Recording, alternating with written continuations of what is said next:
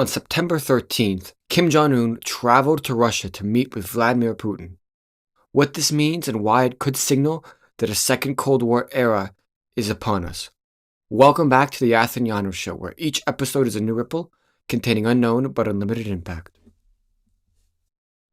So on September 13th, Kim Jong Un, the North Korean president, traveled by train to Russia to meet with President Vladimir Putin. Now, what was the purpose of the talk? Well, the press secretary for the Russian government, Dmitry Peskov, has said the talks focused on strengthening and securing bilateral ties. However, many members of the U.S. government believe the purpose of the talks could be to facilitate a potential exchange of ammunition and artillery to support Russia's war efforts in exchange for much-needed energy, food, and advanced military aid to North Korea. Side note, because of the COVID isolationism and already hard sanctions on North Korea, it is desperately short on food supplies and needs that. Now, there's a couple questions that arise from these talks. The first question is, why now? Well, we don't know the precise answer, but it could be something to do with the fact that the value of the ruble has been falling, albeit not that dramatically as of late. But anyway, since North Korea opened up from COVID recently and needs energy supplies, Russia may be looking to find a new market for their energy supplies. This is unlikely, but it's potentially possible as a reason for the meeting. Another reason that's slightly more likely is maybe Russia is running low on ammunition and artillery in the war, and they want help from North Korea, who has a lot of Soviet-esque rockets and artillery shells. Now, this is more likely, but this question of why now is not necessarily the question that I find the most interesting. The question that I'll be investigating and answering in this video is, why is Russia and North Korea's relationship strong, or why at least does it appear to be stronger than most countries, and what does this mean for the world going forward? Now, as I said, this will be the question that I will try to answer in this video and show why this most recent event could be a signal that a Cold War bilateral power-esque situation is upon us. A bipolar power situation is upon us. Now, briefly, a quick look at the relationship between Russia and North Korea as of late. So, after the war, North Korea refused to condemn Russia's invasion of Ukraine at the UN General Assembly. Also, North Korea was the second country behind Syria to recognize the separatist region of Donetsk and Luhansk in Ukraine. Furthermore, in 2022, Russia joined China to block further UN sanctions, harsher sanctions, against North Korea because of the missile testing, although Russia did support these sanctions in the late 2000s, but they did not support harsher sanctions. And then also, North Korea was accused of already supplying weapons to Russia in 2022, although both North Korea and Russia denied this. Who knows if it's true? So again, the question is, why is Russia's relationship with North Korea so strong?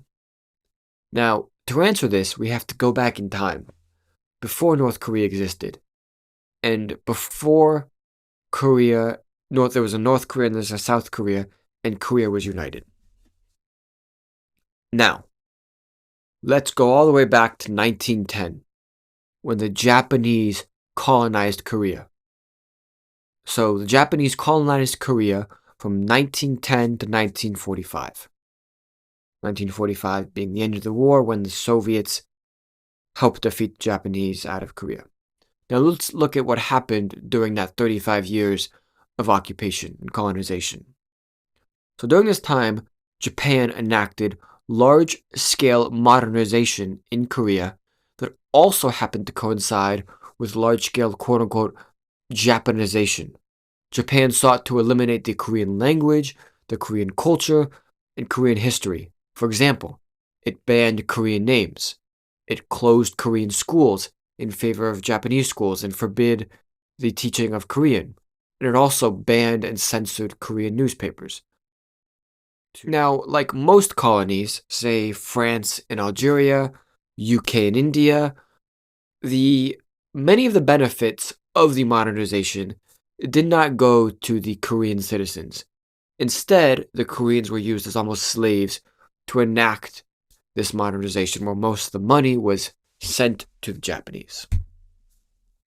Now, one very important thing to remember is that many of the modern culture and societal aspects of Korea and Korean culture, particularly in modern day South Korea, were influenced or merged during this period of Japanese colonization.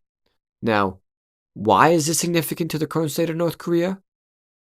Well, this will become more apparent soon, but for now, just remember that during this occupation, modernization effectively went hand in hand with Japanization and the attempt to erase Korean culture, history, and language. All right, so now let's turn to a man named Kim Il-sung, who happened to be the grandfather of current President Kim Jong Un, the current president of North Korea. During the period of Japanese occupation, there was a resistance movement of Koreans in opposition to the Japanese rule. Now, one of the most prominent figures of the Korean resistance was Kim Il-sung. Now, he also happened to be a member of the Korean Communist Party. Furthermore, after the Japanese kidnapped and killed Kim Il-sung's wife to bait him into capture, Kim Il-sung escaped to where? The Soviet Union in 1940, where he stayed and served eventually as a major in the Red Army until 1945. Now, after Germany surrendered in World War II, which was in 1945, Russia invaded Japan in Korea, helping to end the occupation. Now, the US, fearing that Korea would fall into the hands of Soviet control and be part of their communist bloc, offered to split Korea across the 38th parallel into north and south, with Russia having control of the north and the US backing the south. Now, why was it the US decision to make that call? I don't know. But they did, and Russia surprisingly agreed and established a de facto government in North Korea from 1945 to 1948 called the Soviet Civil Administration. And then in 1948, they eventually handed over control to Kim Il-sung. Remember him? The guy who was the opposition to the Japanese occupation and served in the Soviet Union? So Kim Il-sung was made the president in 1948, and he remained the president of under the Communist Party of North Korea until his death in 1994. And actually, technically, he still is the president of North Korea. He is deemed the eternal president of North Korea. Now, another important event was the Korean War, shortly after Kim Il-sung became the president. Now, the Korean War was launched by North Korea to try to reunite Korea again. And the Soviet Union heavily supported North Korea, or People's Republic of Korea, in this war, with the US supporting South Korea. Now, in the aftermath of the Korean War, which was basically a stalemate, neither side really budged or gained much ground, and the borders effectively stayed the same. So after that, North Korea and the Soviet Union continued to have amicable relations, with North Korea receiving military and financial aid from the Soviet Union. And in fact, just before the fall of the Soviet Union, 60% of North Korean trade was with the Soviet Union.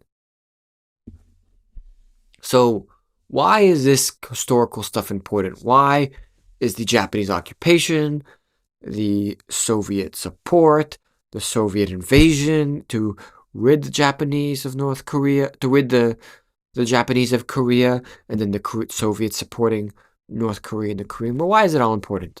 And why is Kim Il-sung important? Well, number one, it highlights the important historical events that have led to and helped form the strong relationship between Russia and North Korea. But more importantly, it also sheds light on the things that actually hold North Korea and Russia together. Now, number one, the legacy of Kim Jong Un's grandfather and the role of Kim Jong Un's grandfather, Kim Il Sung, and the role of the Japanese colonization in erasing Korean culture cannot be overstated in assessing the Cold War relationship and even the relationship today. Now, in order to understand why, we need to look at communism as an ideology. Communism has historically been an anti-capitalist, obviously, and an anti-imperialist ideology. Lenin said that imperialism was the highest stage of capitalism, right? So communism and imperialism, at least theoretically, are opposed. Now let's think about who were the main imperialists in the world. Well, France, Britain, Germany, Belgium, Italy, Spain, and Japan. Now, who did the US align itself with? Well, France, Britain, Belgium, and eventually Japan and Germany. Thus, think about it. Who were the good guys to Kim Il-sung? Or more specifically, who was the bad guys? The bad guys were the people that tried to erase his culture for 35 years. The Japanese, right? And he saw the Japanese in that same breath as France, Britain, and because the US was backing those, US is the bad guy. Now, who are the good guys? Russia and China. Why? Because they oppose the imperialists. They're, number one, they're communist. Number two, they oppose the US. They oppose the West, right? That makes them the good guy because they are anti-imperialist. And again, why is that so important to Kim Il-sung and Kim Jong Un and North Korea? Well, because the Japanese, when they took over and colonized Korea, they tried to erase Korean culture and modernize the country. And that modernization went hand in hand with Japanization, aka the erasing of Korean culture. So, bad, right?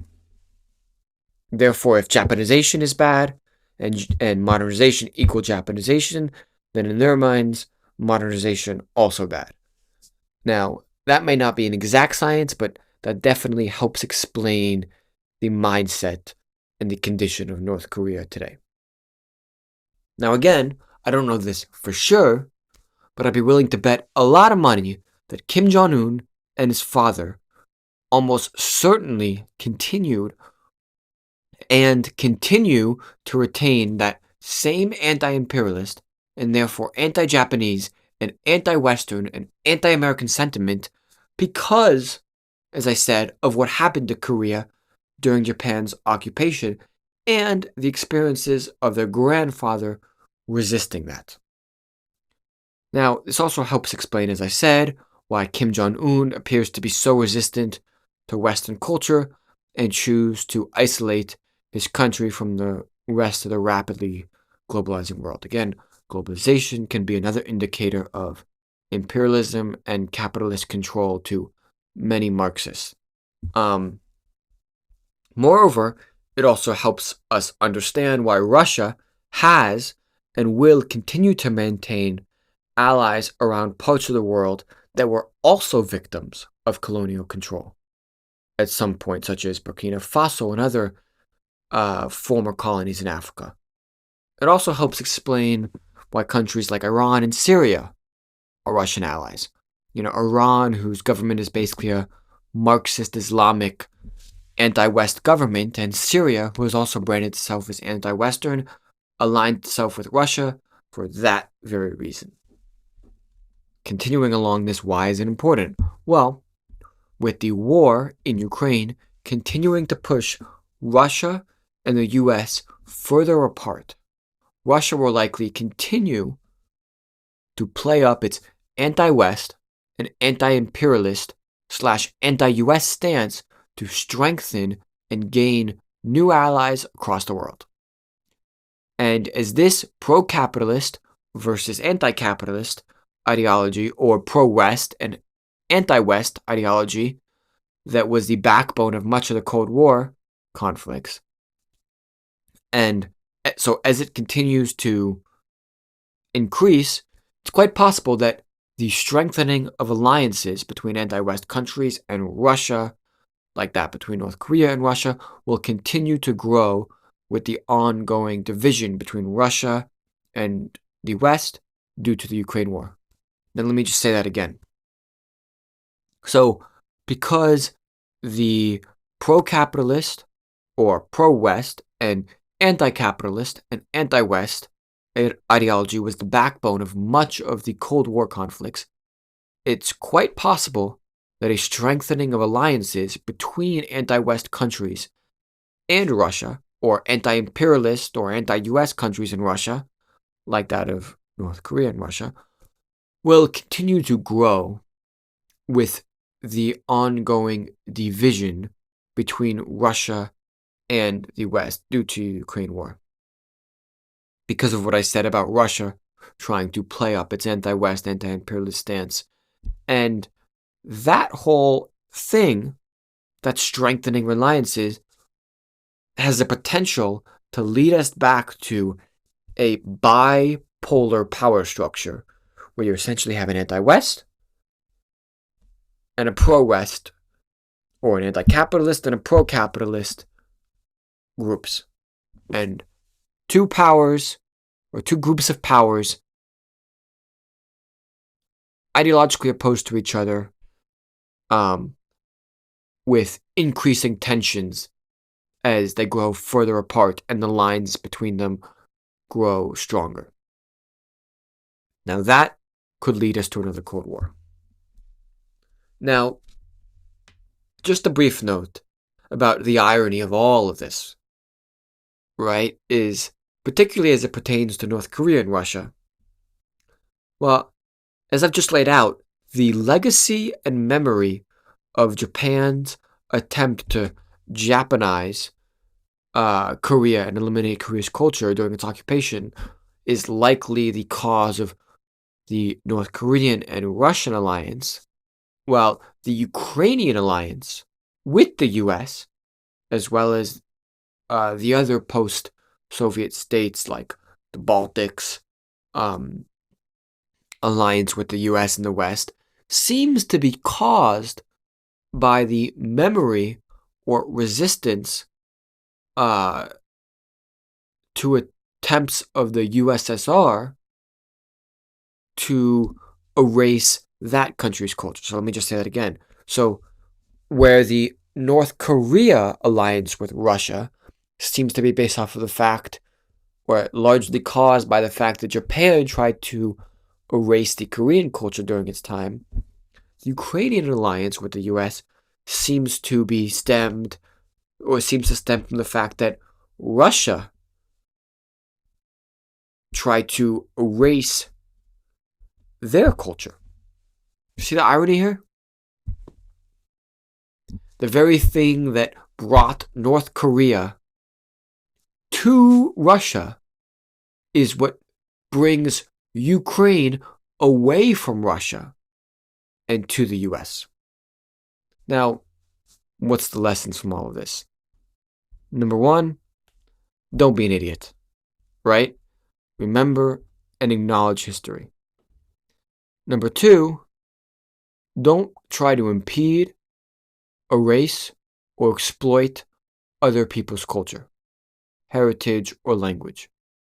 It's lasted for a reason, and trying to change it puts history not on your side.